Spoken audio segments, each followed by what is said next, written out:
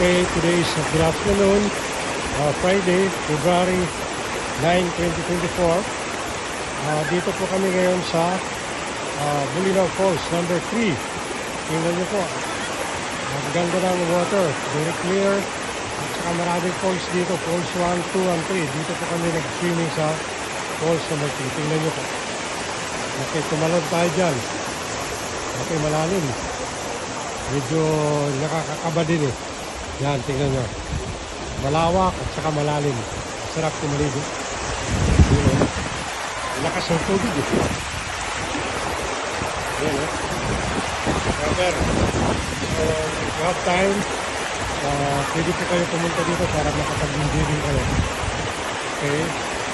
Enjoy your life while living this wonderful and beautiful world as we have here in the Philippines. This is your friend, Jim Manabago. Thank you for God bless.